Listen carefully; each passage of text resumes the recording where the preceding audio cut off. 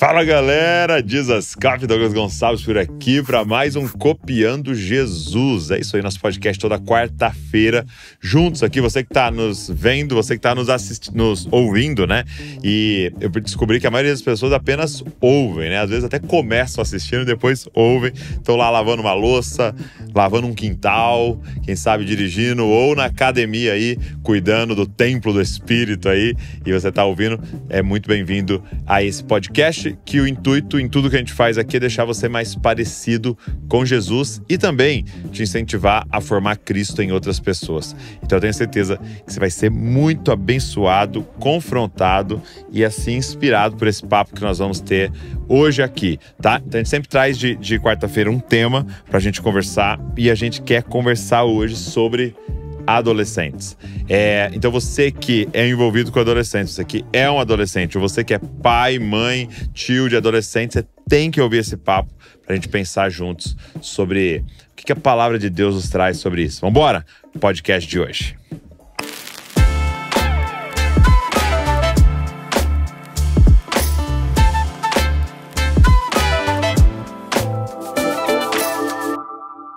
Diego, obrigado.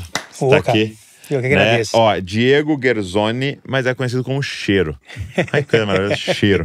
É cheiro bom. Cheiro bom. Tá. Assim, apelido a gente não escolhe, né? Exato. Escolhem por nós. Mas... E como é que surgiu esse apelido? Então, desde bem novo, né? Adolescência, cabelo aqui no ombro. Cabelão? Cabelão e tal. Então, assim, vaidoso com cabelo, né? E os amigos... adolescente, né? Às vezes nem banho toma, né? Sim. E aí, num dia lá, nós combinamos alguma coisa, a galera chegou, tudo do mesmo jeito que tava. Eu tinha ido em casa, tinha tomado banho, cabelo molhado. Nossa, mas você tá cheirosinho, tá? Aí foi. E ficou, cheiro, porque eu achei ruim, né? Apelei, errou, aí, né? Aí pegou. Mas hoje eu gosto. Sim. Hoje, na verdade, acho que Diego mesmo é minha família, mais alguns, né? Na igreja mesmo é Cheiro. E a família quando tá bravo ainda, né? Diego. Na igreja, na verdade, assim, na igreja é Cheiro quando não vão orar por mim. Tá. Quando vão orar, aí eu não sei se eles ficam preocupados de Deus não entender que sou eu a mesma pessoa, aí ora pelo Diego, né? Mas no geral... Deus aceita apelidos. Muito bom, muito bom. Então, eu vou falar o Cheiro, né? Fica à vontade. Então, o Cheiro lançou alguns livros, né? E eu achei muito legal a temática que vocês escolheram, que é uma série, né, de Bíblia sem filtro. E aí tem Ruth sem filtro, tem Mateus sem filtro, Romanos sem filtro, tá? E o intuito são devocionais, né? Que tem esse intuito de alcançar principalmente o adolescente. Claro, qualquer um que lê aqui vai ser abençoado, mas tem o intuito de alcançar adolescentes. Primeiro, fala pra mim qual que é a ideia do sem filtro.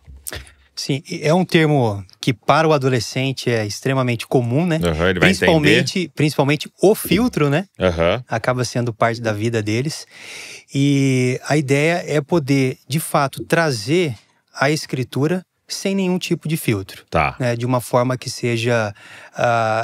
que encontre as necessidades do adolescente, que fale a respeito da vida prática dele, como de fato a escritura é. Né? A gente lida com adolescentes e às vezes a gente vê que alguns temas das escrituras são tranquilos.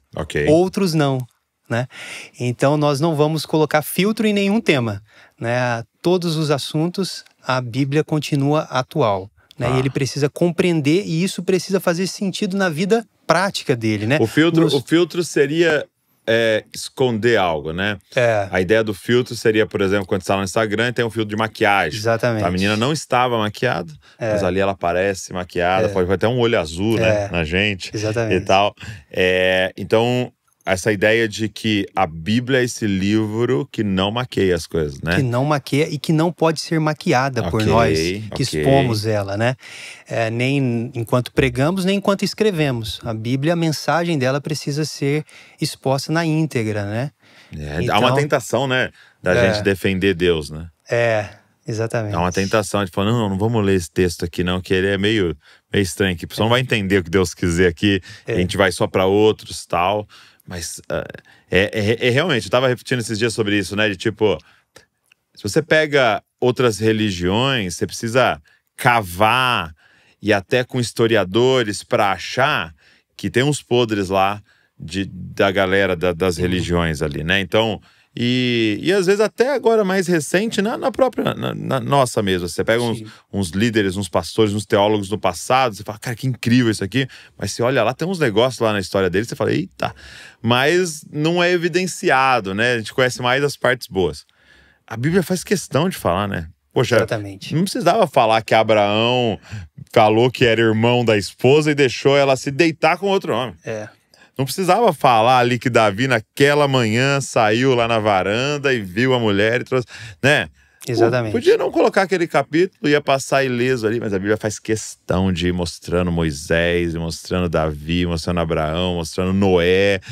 Cara... E é interessante isso, o quanto que isso faz um contraponto com toda a teologia, mas também fora da igreja que nós temos hoje, né? Com essa mensagem coach.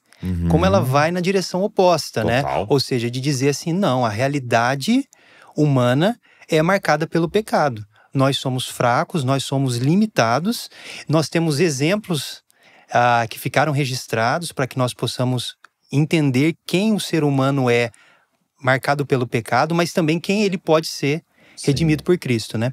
Então, assim, nós não podemos, se a Bíblia não esconde, né?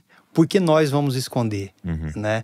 Então, sempre que a gente está nas escolas, né? E entra nas escolas para falar com os adolescentes, a gente sabe que outros também entram, às vezes nem com viés religioso, e a gente sabe que a mensagem que é dada e que eles gostam de ouvir é sempre uma mensagem afirmativa, positiva, né?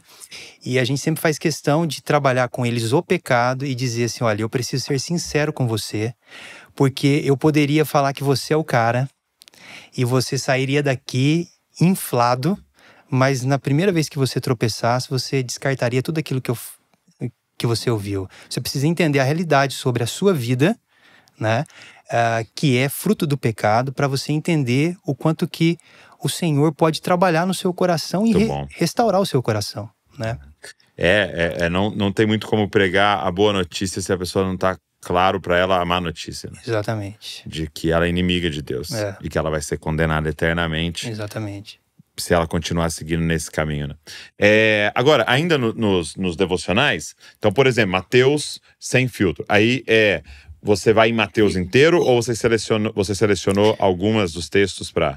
Então, a ideia de toda a série e a expectativa, né, que possa vir todos os livros, é exatamente trabalhar... Eu ia perguntar pra você, tem expectativa de fazer inteiro? De fazer inteiro. Muito bom, Bíblia inteira. É de trabalhar texto a texto, sem pular nada do livro, né? Legal.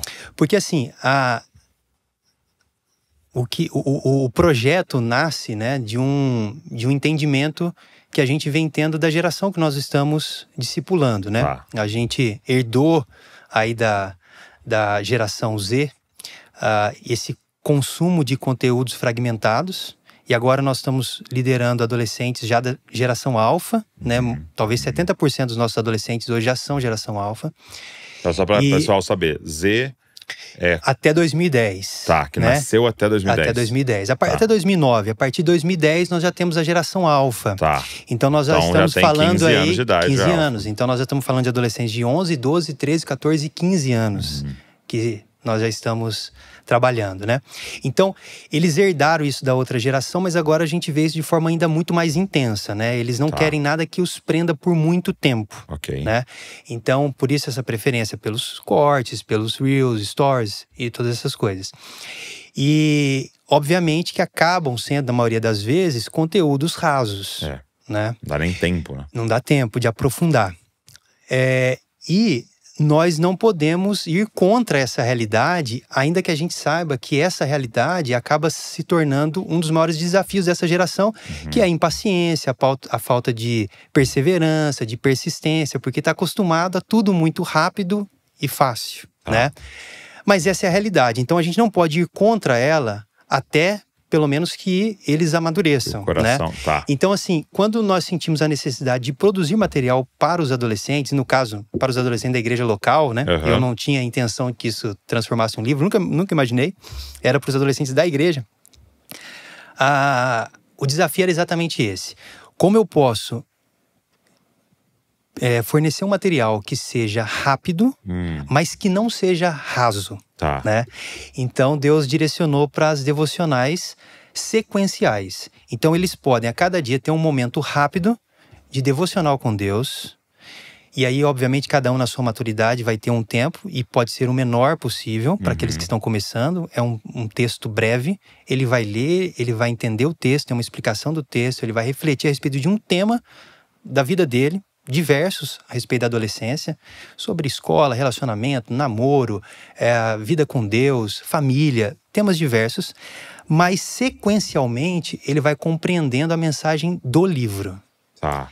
E aqui é onde a gente consegue aprofundar, porque ele consegue ter uma compreensão da mensagem central do livro.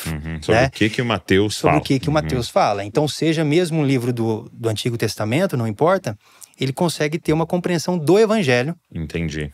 A partir daquela sequência que ele vai fazendo diariamente da leitura do livro, né? E eu vi que tem um QR Code em cada um dos capítulos. O que é o texto bíblico? É o texto bíblico. Tá, pra não precisar colocar ele porque inteiro, senão né? ficaria o dobro do livro, fica né? uma bíblia, né? Muito bom, muito bom. Então aí ele pode apontar ali, ele vai conseguir abrir o texto bíblico e já... E fazer a devocional. Pra fazer a devocional. Uma pergunta, como é que você entrou e permaneceu nesse tema ou nesse público, né? Adolescentes.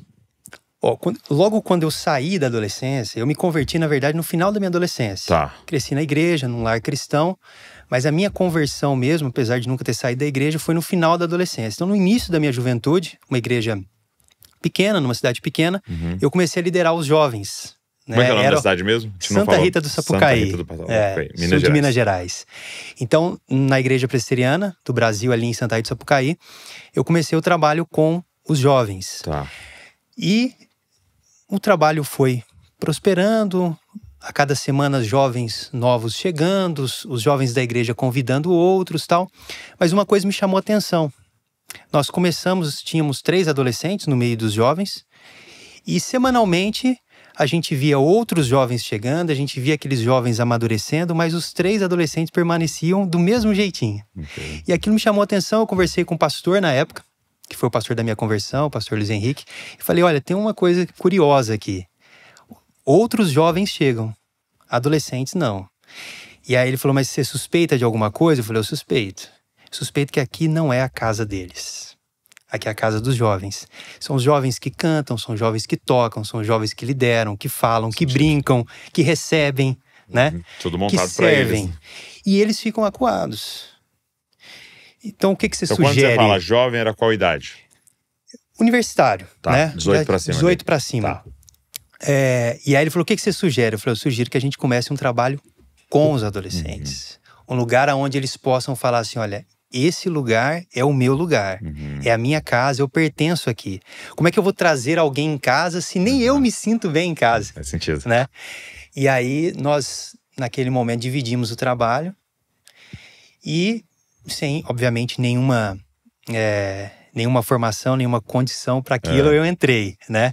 E eu costumo sempre dizer pro pessoal, né? Falo assim, como é que foi a preparação, tal, assim, como é que você descobriu essa vocação? Eu falo, olha, eu acho que não só eu, mas muitas pessoas, eu acho que a descoberta da vocação está muito em perceber as necessidades, né? Total. Então eu vi que aqueles meninos estavam ali no meio do grupo, mas não pertenciam de fato ao grupo, não pertenciam à igreja, né? Então, poder ter um trabalho para eles, né? A gente estava falando de adolescentes de 12 anos com jovens que tinham 22. E até abrindo um parênteses aqui, né? Eu acredito que se a gente pudesse resumir missão, vocação, em um mandamento ama o seu próximo como a ti mesmo. Então, esse é todo mundo, a missão, vocação, tá ligado a isso. Ponto.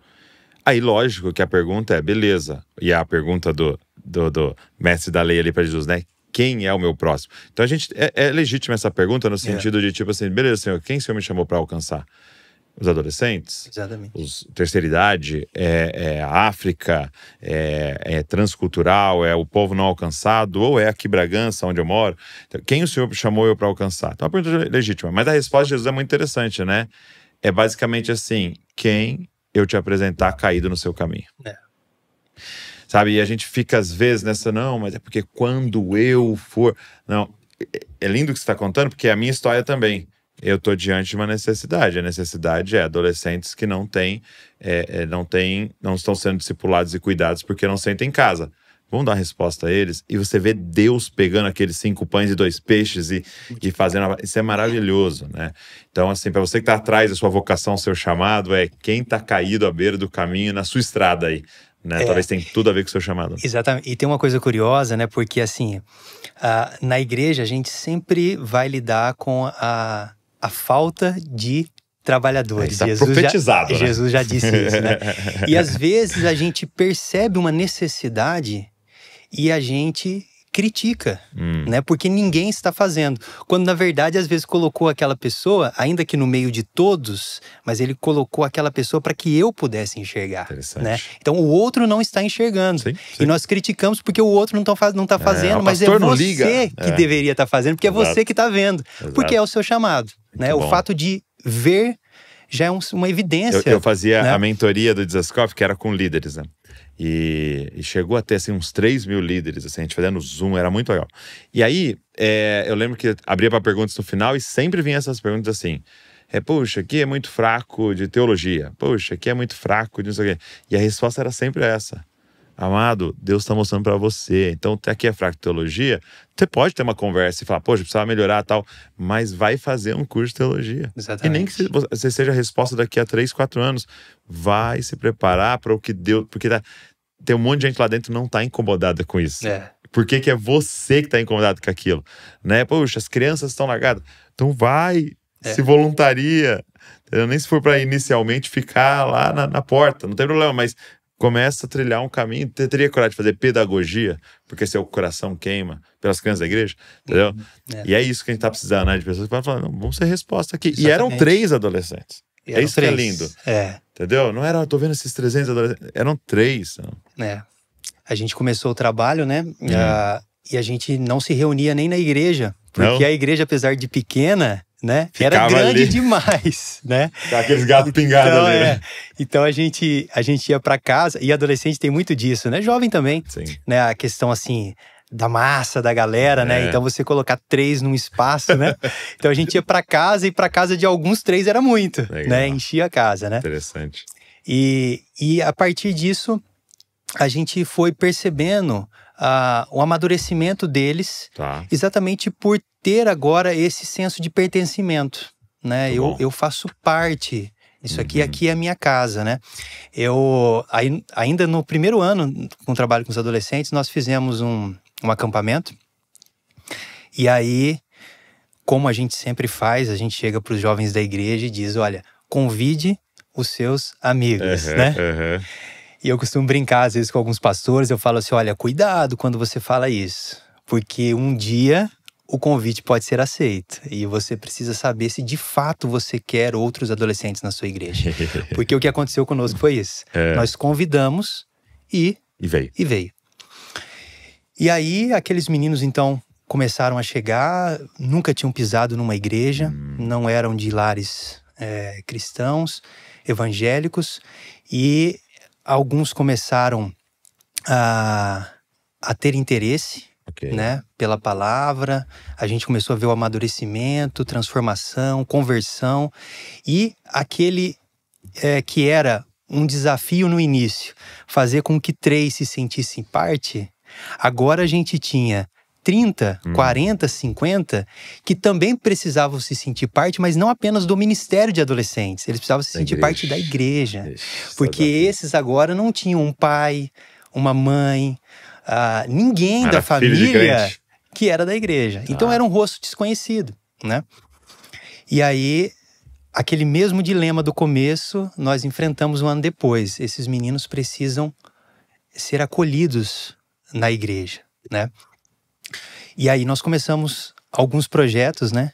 Um deles exatamente com este objetivo. fazer com que ele se sentisse parte da igreja. Poxa, mas né? então fala mais sobre isso pra nós, Cheiro, porque assim, cara, é a crise, né?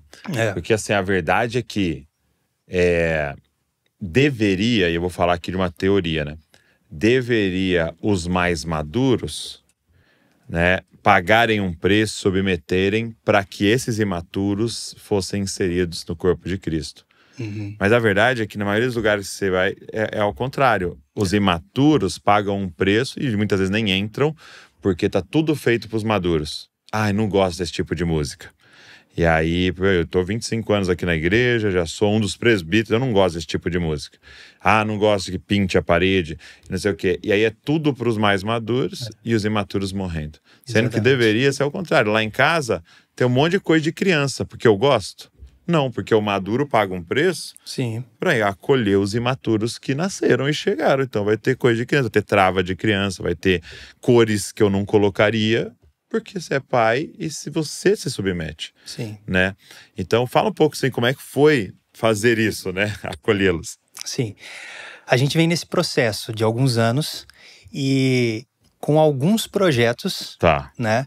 Para poder, de fato, saciar essa sede do adolescente de pertencimento, né? É uma sede legítima, né? Acho que faz parte, inclusive, da nossa formação. Deus nos fez para pertencermos uns aos outros. E muitas vezes, né, por conta, né, do pecado, eles não conseguem pertencer a lugar nenhum, né? Então, eles vivem o ano inteiro, a semana inteira numa escola com os mesmos colegas e não conseguem ser incluídos na escola, né? Alguns têm dificuldade até mesmo em casa, né? E às vezes chegam na igreja, não estão chegando na igreja porque querem ouvir uma boa palavra, uma boa música, chegam na igreja porque querem amigos. Interessante. Né?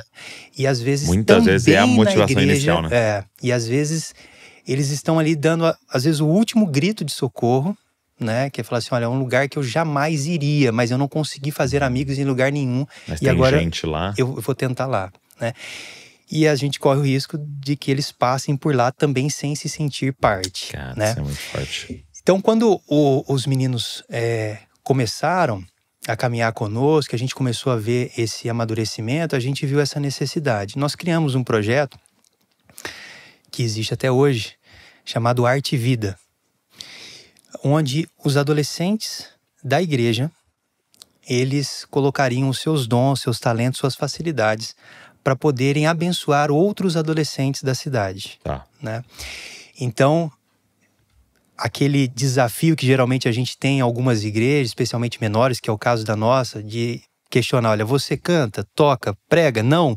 Então, espera, uma hora vai chegar a sua hora, né? E aí nós chegamos para eles falando, o que você sabe fazer bem? Ah, eu sei... Bom, eu não sei cantar. Não, mas não tô falando de cantar, mas tocar também não toco nenhum instrumento. Mas o que você faz? Você é bom em matemática?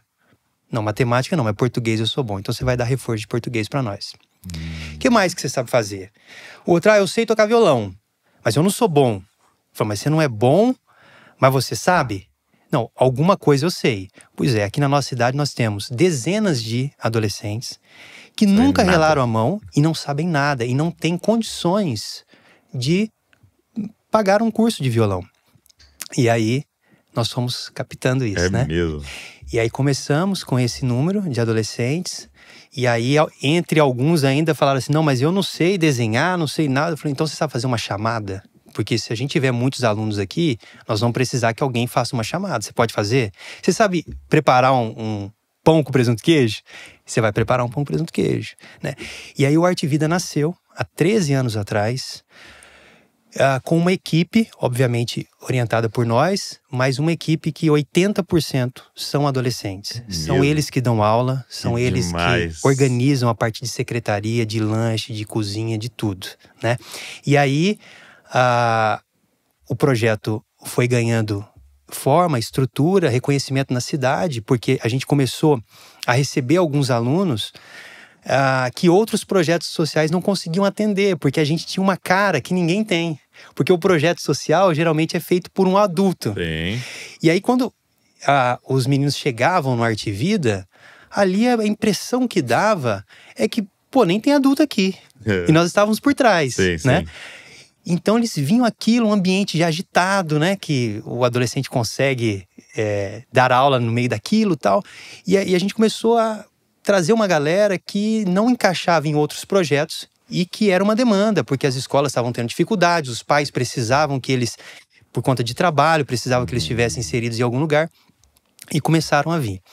E aí o projeto foi então tomando forma, e aí hoje, né, hoje não, já há muito tempo, então os meninos têm uniforme, então os alunos têm a camiseta branca, a equipe tem a camiseta azul. São tudo adolescente, né? Você tem que saber quem é quem, né? A diferença é a camiseta, né? Então para eles, poder colocar uma camiseta azul e dizer assim, eu sou parte da equipe do Arte e Vida. Ou seja, o nosso ministério, o nosso trabalho com adolescentes chama UPA, né? Toda a igreja presbiteriana tem a sua UPA, que é a União Presbiteriana de Adolescentes, né? Legal. Então, eu sou parte da UPA, sou parte da equipe desse projeto, sou parte dessa igreja. Você tá falando um negócio muito louco, porque assim, é doido que, se você for pensar, obrigado, Nathan, a conta não bate, né? Porque qual que é um dilema que a gente vive? Trabalhadores, né? E aí, quem é que tem tempo? É o adolescente. Aí a gente fala, não, mas você não tá maduro o suficiente. Então você não tem como. E aí, assim que você ficar maduro, você não tem mais tempo. Porque ele vai ter que trabalhar, ele tem casa, daqui a pouco ele tem filhos e tal. E aí tem aquele tempinho, ele doa ali pra igreja em servir. Mas quem realmente tem tempo, a gente ainda não tá utilizando. Então, realmente é uma conta que às vezes não fecha, né? E uma segunda coisa que tem me marcado muito é assim.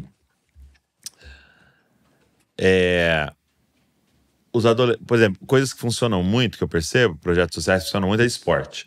Por quê? Porque requer uma disciplina e tal, mas pra mim tem um ponto. Eu ser afirmado que eu sou bom em algo. Então eu ganhar alguma coisa, eu chego lá, eu ganhei no futebol, eu ganhei na natação, eu ganhei no jiu-jitsu, eu ganhei, entendeu? Tem uns meninos no projeto social aqui nosso de jiu-jitsu, né? Que é o J3, né? Jiu-Jitsu e Jesus, né? Aí, os meninos foram lá num projeto social, tal, de um bairro super carente aqui, foram campeões. Esse menino, ele volta e pela primeira vez, alguém afirmou pra ele, você é bom. Você é bom. E começa a entrar aqui dentro dele, cara, eu sou bom.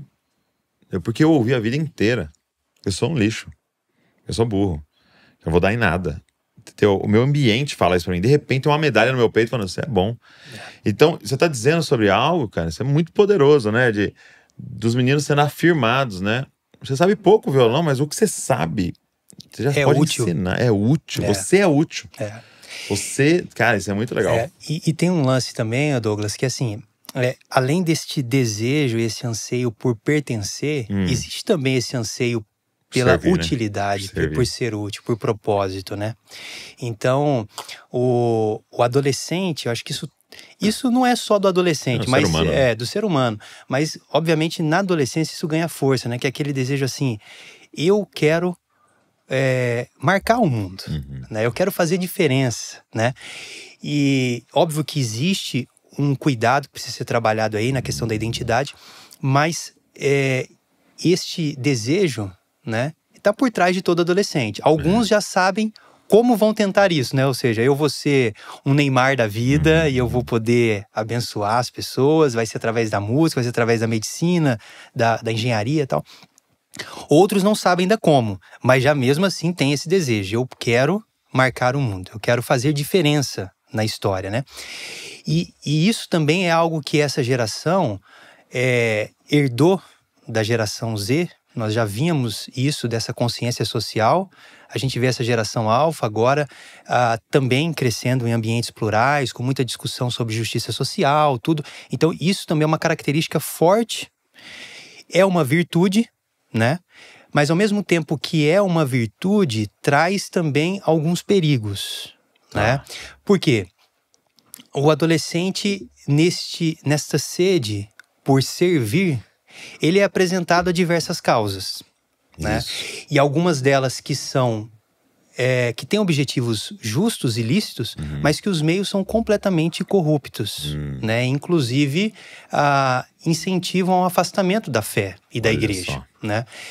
Por isso a importância da igreja trazer os adolescentes para a missão no presente, né? Quantas vezes você trabalha com jovem e tudo, a gente escuta, isso fere tanto o nosso coração, né? Quando alguém diz que eles são a igreja de amanhã, né? Como pode ser a igreja de amanhã, cara?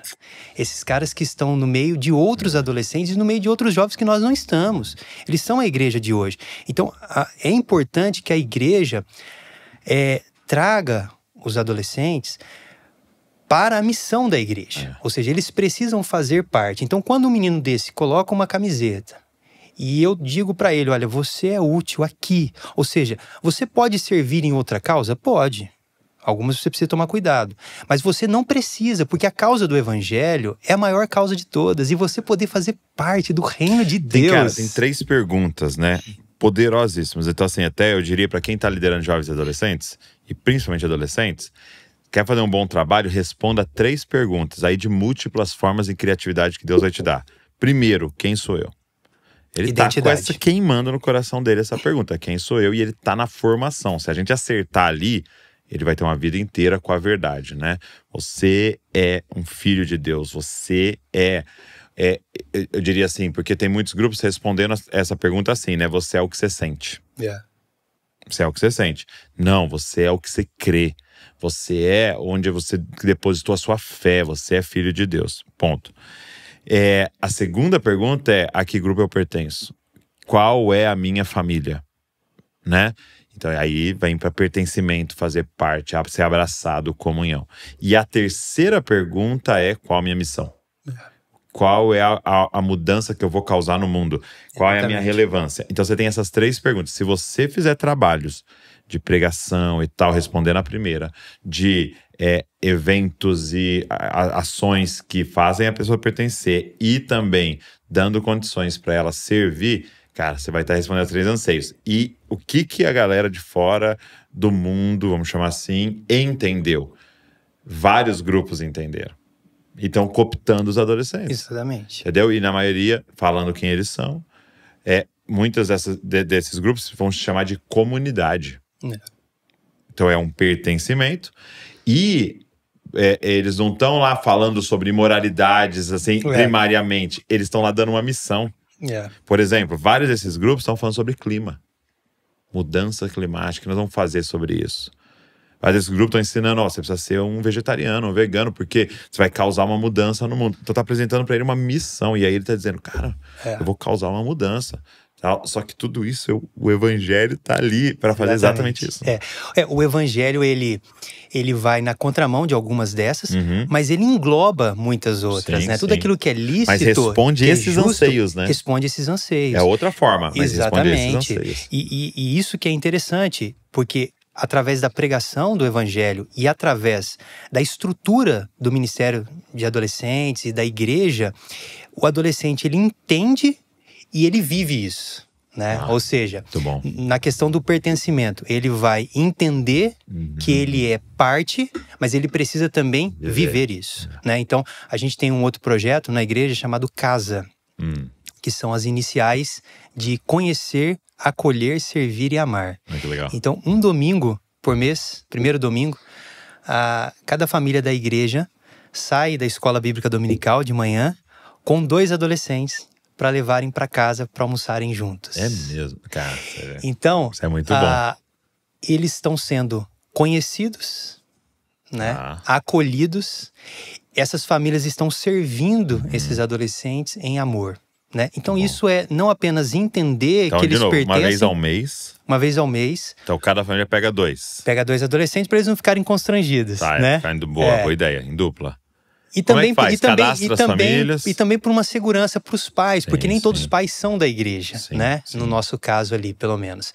Então eles se sentem mais à vontade, né? Então eles vão uma dupla. Que é de um crente, o filho de os pais estão na igreja, eles vão numa outra família? Vão numa outra família. É mesmo? Às vezes a gente faz em domingo separado, porque daí ele consegue, quando o pai receber, ele tá junto, e aí no outro domingo ele vai. E aí cadastra as famílias. Cadastra as famílias e cadastra os adolescentes. Aí todo mês a gente faz a escala. A escala aí, sorteio. E sorteio, né? E aí é muito legal, né? Assim, você vê um adolescente. O culto é de manhã. A escola bíblica dominical. Aí terminou. Encerrou, eles já vão junto, almoçam e depois essas famílias levam eles embora. Para suas casas. Para suas casas. né? E essa é uma experiência, assim, que tem sido transformadora, porque o adolescente, nesta busca por pertencer, ele lida com uma dificuldade que, assim, nenhum de nós lidamos, né? Porque ele precisa, todos os dias, conquistar o seu espaço. Uma guerra. É uma guerra. Ou seja, ele tem o medo de não pertencer até que ele pertence. Mas a partir do momento que ele pertence, ele tem medo de não pertencer mais. Perder aquele lugar, né? É por isso que é tão forte na adolescência. A gente não vê isso em outra fase da vida. É tão forte na adolescência o melhor amigo. Né? Porque é uma segurança que eu tenho, que se outros me abandonarem, este meu melhor amigo não vai. Inclusive, a gente vê geralmente esses relacionamentos entre melhores amigos, às vezes não são nem muito positivos, porque há, né, e acaba abrindo até concessões e se envolvendo com o que não deveria para fazer a manutenção exatamente, dessa amizade. Para você ter essa segurança. Então, o adolescente lida com essa luta diária de pertencer e continuar pertencendo, né? A gente diz assim, olha, você pertence por enquanto. No mundo caído, você pertence por enquanto. Você pertence a si, né? Porque amanhã você pode não ser mais interessante. Amanhã pode surgir um outro amigo novo. Então eles vivem esse conflito. Até que eles chegam à igreja e entendem que ali eles têm um espaço garantido que não foi pelos méritos dele, mas foi por Cristo Jesus. Ou seja, eu não preciso fazer nada para pertencer aqui. Cristo fez por mim.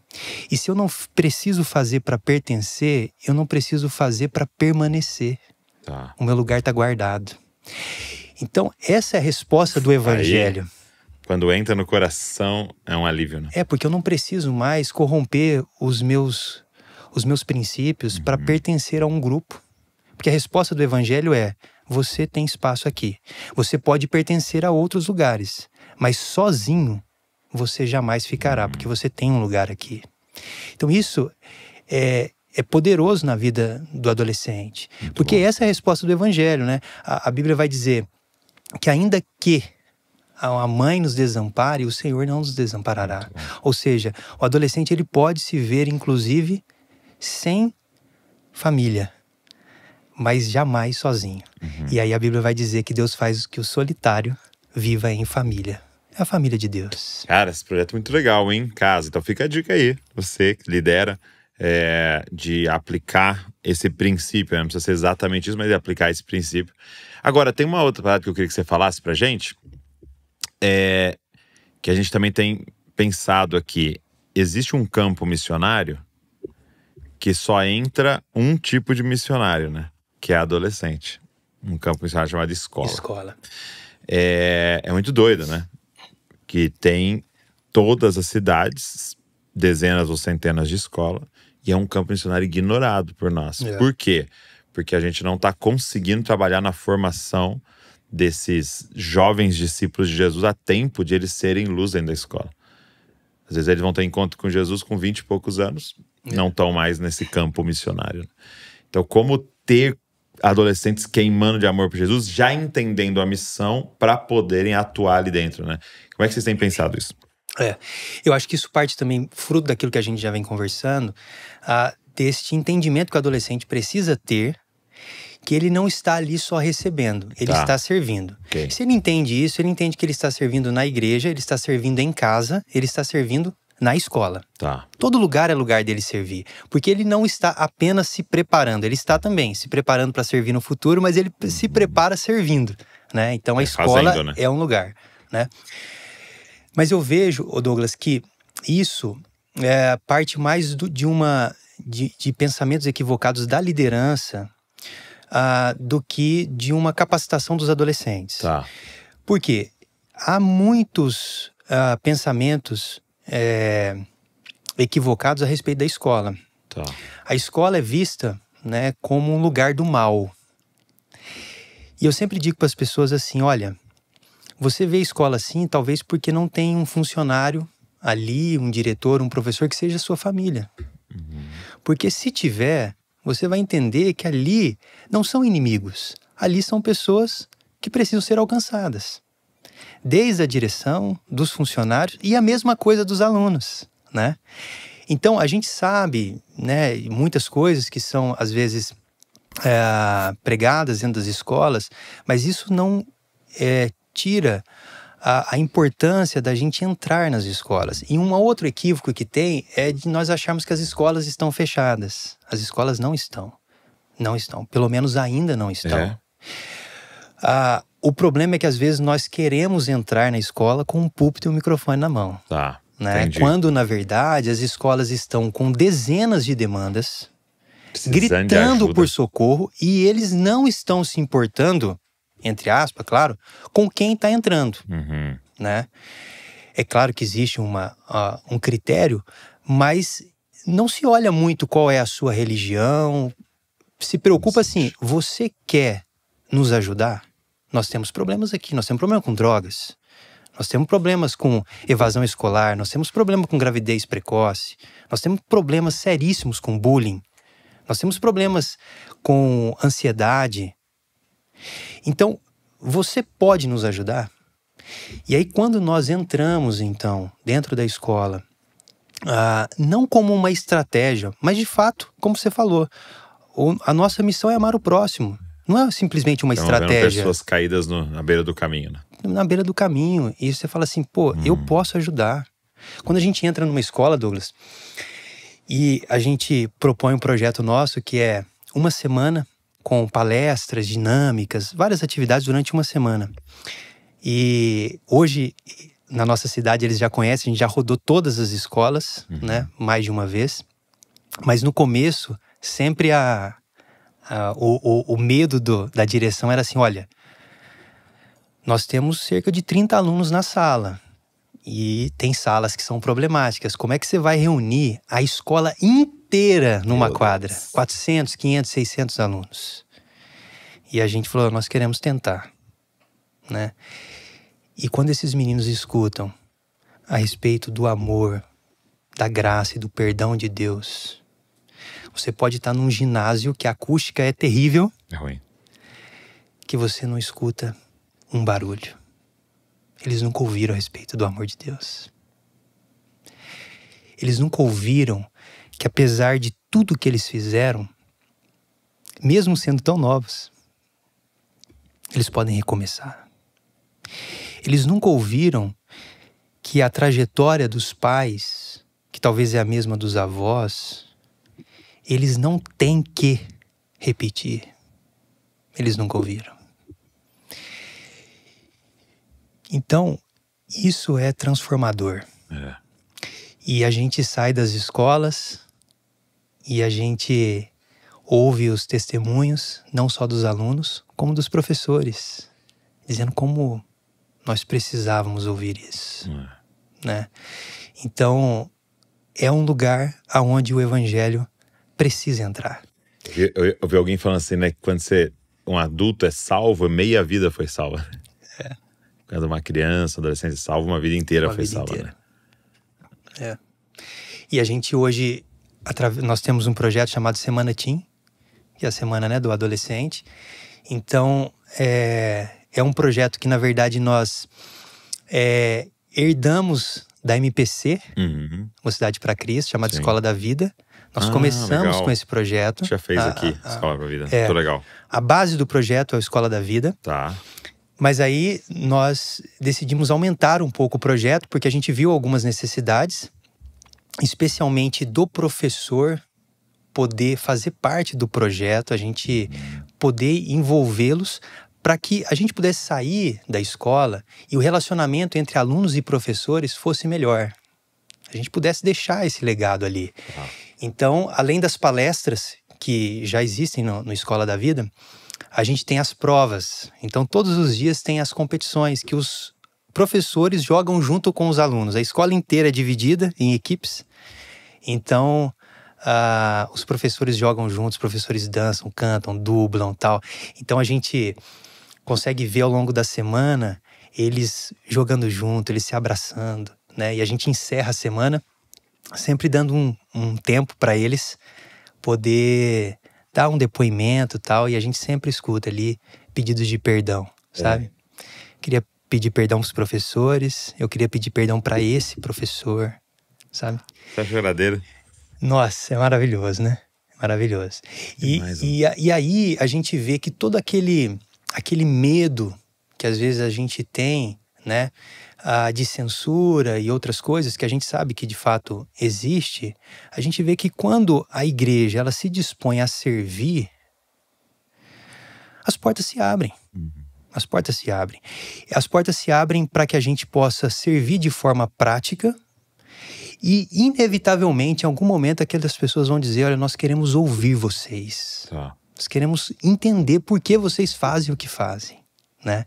É o que tem acontecido conosco. Nós começamos nas escolas com uma campanha de Natal. Nós fomos até a direção das escolas públicas, questionamos qual eram as necessidades deles. E na primeira escola que a gente foi, era uma escola, a maior parte eram crianças, e a professora disse assim, olha, nós não temos um parque aqui. E a gente, todo intervalo, recreio, a gente vê as crianças correndo e a gente pensa, como a gente não tem um parque aqui? E aí eu disse para ela, nós vamos construir esse parque. E aí a gente volta no adolescente engajado, né? O ministério não é simplesmente para o adolescente, é com o adolescente. Nós juntamos adolescentes e falamos assim, ó, vamos fazer entretenimento para o adolescente. Nós vamos fazer uma campanha de Natal. Nós vamos construir um parque nessa escola e quem vai levantar os recursos são vocês. E durante anos a gente faz essa campanha e quem levanta todos os recursos são os adolescentes. De 5 em 5, de 10 em 10 reais, todo o recurso que a gente se compromete a usar para construir um parque, uma brinquedoteca. Nós já fizemos, e esse ano temos programado mais uma viagem, a gente vai para Socorro, num parque que tem lá todo adaptado, nós vamos levar os alunos da PAI conosco. Então, quem vai levantar esses recursos? O adolescente. Porque, além da gente abençoar o mundo, além da gente levar a mensagem do Evangelho, nós estamos formando adolescentes que entendem que eles precisam servir. E que eles podem servir hoje, não amanhã.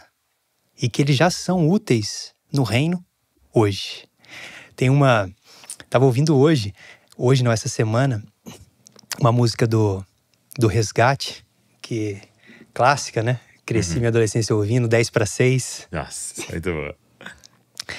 E aí eu ouvindo essa semana, e aí um trecho da música me fez pensar em tudo aquilo que eu tenho vivido com os adolescentes e sobre esse anseio, né, de servir. Quando ele diz assim, se é para te servir, então matar aquela velha sede. Se é para te servir e não cair na mesma rede, eu vou. É exatamente isso, né? Eu tenho uma sede por servir, mas se eu não servir a Cristo, eu caio em uma rede. Eu vou começar a querer ser útil em lugares que podem corromper a minha fé, né? Então, a igreja precisa dizer, você é útil no reino de Deus. A sua causa é a causa do Evangelho. E você tem espaço para servir aqui. Sim. Né? Poxa, eu lembro que eu estava na Indonésia para um evento missionário, né? E aí tinha lá uns 300 líderes missionários tal, espalhados do mundo inteiro, assim, né? Muitos países representados tal. E tinha um pastor lá, era um cara até mais velho, assim, ele era de algum país da Ásia. Eu não lembro se era Nepal, mas assim, um que não é tão conhecido nosso. E aí, eu lembro que eu tava lá e tal. E sabe quando você tá nesses eventos e toda hora você cruza com uma pessoa? Toda hora você cruza. Você tá aqui, aí aparece a pessoa ali. Aí você tá lá na outra sala, aparece a pessoa. Eu falei, não, tem alguma coisa aí, né? Aí eu parei pra conversar com esse homem. E ele me falou uma coisa muito forte, assim. Ele falou assim, cara, minha vida inteira eu era pastor sênior da igreja. Mas eu entendi de Deus que a dedicação tinha que ser com os adolescentes. Ele falou, por quê? Porque se você se compromete com os adultos, você se compromete com a sua igreja. Se você se compromete com os adolescentes, você se compromete com o reino de Deus. Ele falou, se eu tiver só compromisso com os adultos e eu tô fazendo a igreja só para esse tempo, ela vai morrer daqui a 1 ou 2 décadas. Se eu me comprometer com os adolescentes e crianças, é uma igreja que não vai parar. E aí ele falando do que ele fazia com os adolescentes e tal, e aquele trabalho, e eu fui, assim, profundamente tocado, sabe? E é um grande desafio, porque é um grande desafio de linguagem, né? Se eu falar assim, hoje Deus vai te enviar lá para a Indonésia, tá? Qual um dos maiores desafios é a língua, né? Um dos maiores desafios para qualquer missionário é a língua, né? Você vai para esse país, você não sabe a língua, tem um período de adaptação da língua. E, cara, esse é o maior desafio quando a gente fala assim, você vai trabalhar com adolescentes. A gente não fala a língua dos caras, né? Você chega lá, você fala A, ele tá entendendo B, você fala B, tá entendendo A. Então, só que eles falam, né, que uma das maiores formas de amar uma nação é aprender a língua dela, né? E eu voltei extremamente tocado. Depois uma pessoa mandou uma palavra profética pra mim, falando sobre isso, sobre adolescentes. E eu confesso, assim, que foi doído pra mim, assim, sabe? De tipo, ai, Deus, eu tô há 14 anos fazendo, eu já aprendi a falar língua desses, né? Eu sei como é que faz vídeo pra isso, eu sei como é... E o senhor falou, tá, mas eu quero agora que você reaprenda tudo pra trabalhar com isso. Então, assim, tô sendo muito abençoado com esse papo aqui, daquilo que o senhor tem feito lá na vida de vocês, na comunidade de vocês. E muito, mais uma vez, lembrado e esticado pelo Senhor de fazer isso, sabe? E o meu coração é que todo mundo esteja nos ouvindo, esteja sendo também desafiado, né? Sim. Em suas comunidades, né? Também desafiado a amar essa idade, amar esse público, né? Tem o Eugene Peterson deixou escrito para nós, né, uma reflexão que eu acho, assim, extraordinária. Ele diz que quando nós lemos Salmo 127:3, herança do Senhor são os filhos, a nossa mente automaticamente imagina uma mãe com um bebê de colo, às vezes amamentando. E ele diz assim, dificilmente nós imaginaríamos um adolescente batendo uma porta, respondendo com uma roupa e uma linguagem estranha, né? Mas aí ele vai dizer, olha, mas esta herança e este presente permanece. O presente não é só a infância. O presente é por toda a vida. E aí ele desafia, né, os pais e a igreja a abrirem o presente. Ele diz assim, né, o embrulho pode ser estranho, mas lá dentro continua um presente valioso, né? Então, a gente percebe muito isso, né? As pessoas sabem que eu trabalho com adolescente, né? Me conhecem, às vezes a gente conversa rapidamente, tem filhos novos, mas temem a adolescência, né? E isso é preocupante, porque a pessoa já vai chegar, né, com este pavor, e esse pavor certamente vai fazer com que ela não lide com sabedoria nas demandas que, obviamente, vão enfrentar, né? Então a gente precisa,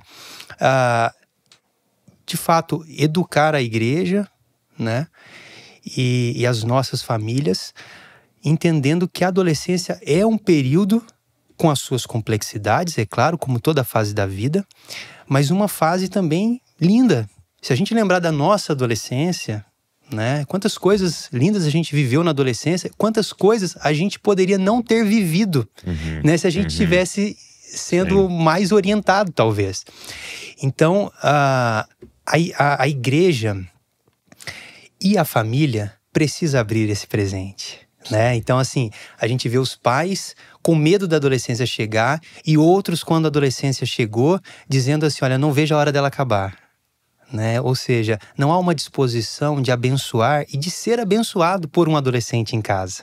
A mesma coisa a igreja, né? Que vê como alguém incomunicável, né? Então, quando a gente tem essas estratégias, é exatamente trazer um adolescente para dentro da casa de uma família para dizer assim, olha, eles têm realmente o dialeto deles, a roupa deles, tudo, mas é gente como a gente, né? E que precisam ser amados. E mais do que isso, vocês vão ser abençoados por eles. Sim. Porque quando a gente vê a paixão de um adolescente por Jesus, pela Bíblia, isso nos coloca contra a parede, né?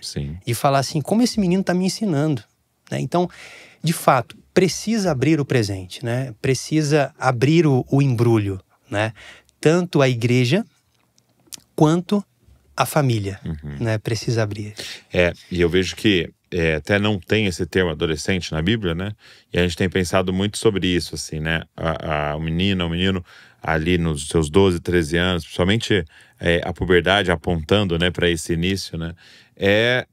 Na verdade, um jovem adulto, né? Exatamente. Na verdade, a menina em sua puberdade, por exemplo, que vai começar a ovular, é Deus dizendo assim, olha, eu preciso que você treine essa mulher, né? Eu preciso que você treine essa mulher. O menino que vai começar agora, né, poder ejacular, Deus está dizendo para ele com 12 anos, olha, é hora de começar a formar esse homem que vai assumir uma casa, uma esposa, uma empresa, uma igreja, entendeu? Só que o treinamento começa já, é claro, ainda na infância, mas de forma agora clara desse jovem adulto, né? Sim. Então, se a gente começar a encarar assim, né, esses 12, 13 anos são jovens adultos, tanto que em algumas culturas, principalmente orientais, ele já é responsável pelos seus atos, ele já iria preso, né? Sim. Ele já trabalha e tal. Então, você vê que às vezes nós estamos tratando eles de uma forma que vai infantilizando e arrastando isso para frente. Então é muito legal isso estar compartilhando com a gente, principalmente desse colocar responsabilidades nas mãos deles. E aqui tem uma coisa que é interessante, né? Para mim, uma das coisas que se tornou muito perigosa na igreja é uma cultura, uma coisa que tem algo bom, ok? Mas se tornou perigosa, que a gente tem na igreja crescendo uma cultura de excelência. Isso é bom. Performance, né? Performance seria a palavra. Ou também uma cultura de entretenimento. Então, eu não tenho como colocar um adolescente para falar num domingo. Por quê? Porque não vai ser bom. Não vai ser bom quanto eu convidar o pregador fulano para ir lá na nossa igreja. Só que aí a gente tem que começar a perguntar, qual é o intuito do domingo? Qual é o intuito da reunião? É só realmente trazer uma boa palavra ou gerar maturidade? Né? E aí eu vejo que é até injusto que essa cultura se instalou por agora, que eu e você, algum pastor maluco colocou a gente lá. Exatamente. E foi ruim, foi muito ruim a primeira vez que a gente pregou. E alguém confiou. E se esse pastor, no meu caso, a minha tia, a pastora Débora, se ela tivesse essa cultura, talvez hoje eu não estaria aqui. Exatamente. Se ela tivesse falado, não, ele é muito novo, muito ruim, vamos pôr o fulano que já sabe, porque tem que ser boa a experiência do culto do domingo, cara. E com isso a gente tá matando essa próxima geração, né? E a gente tá perdendo aquilo que Paulo vai falar a respeito da multiforme sabedoria de Deus, né? Porque ela é visível em todos, né? Então, assim, tem tantas coisas que nós podemos aprender com os mais novos. Eu me lembro numa reunião de conselho, né? Eu sou presbítero da igreja.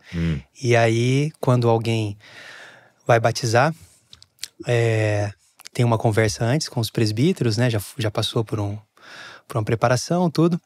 E aí, uma cena que ficou assim muito marcada na minha vida foi uma adolescente que estava ali em conversa com o conselho para se batizar.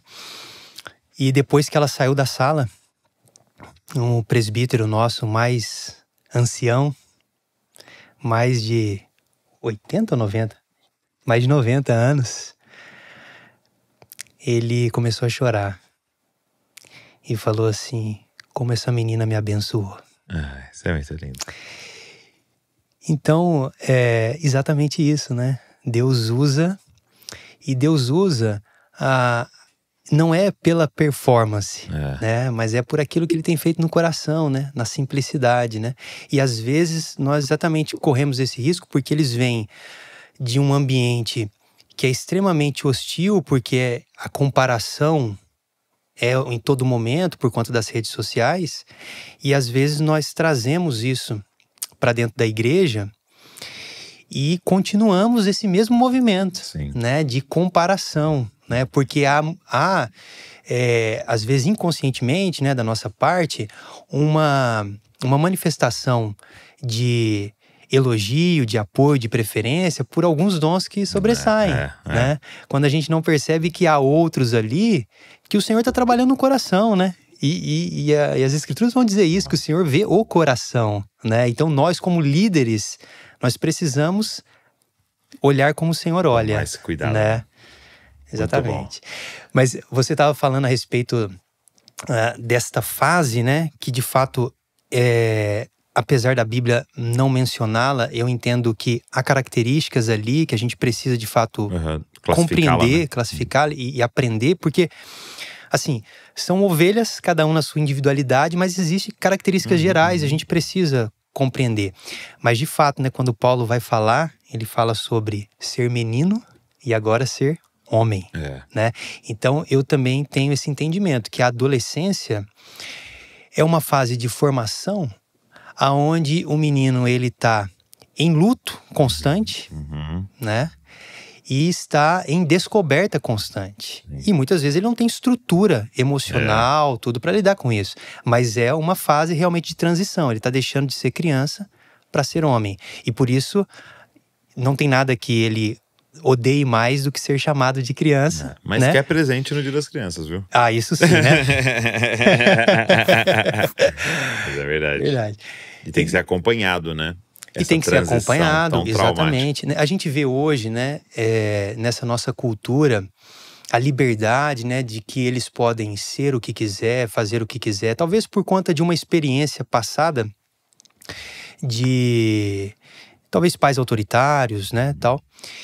E assim, olha, eu quero que o meu filho seja feliz, então eu quero que ele faça o que ele quiser, né? E a pessoa, às vezes, se esquece de que a felicidade passa por fazer escolhas boas, né? E numa fase de formação, você precisa de acompanhamento, né? Você precisa de acompanhamento na igreja e você precisa de acompanhamento, obviamente, né? Muito mais do que na igreja, em casa, né? E a gente vê hoje os pais cada vez mais distantes, né? Então, quando a gente olha para a adolescência e a gente vê todos esses estigmas e rótulos da adolescência, né?